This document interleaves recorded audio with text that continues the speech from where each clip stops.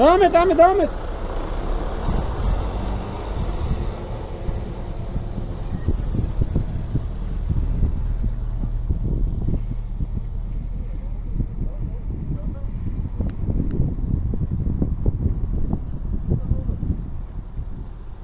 Burç Karakoy Güneyşehir. Güneyşehir Tokiler'deyiz.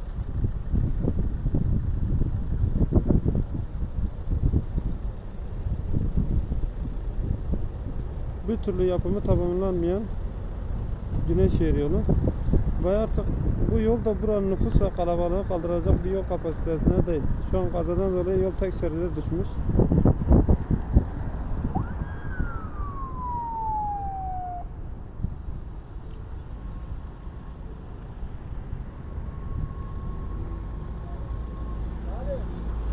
Yetkililerden daha önce defalarca bunu dile getirdik. Bu yolun yapımı bir an önce hızlansın diye.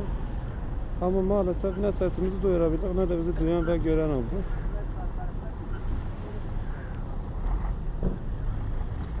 Günlük ortalama hemen hemen bir kazanın ve iki kazanın olduğu diyebiliriz.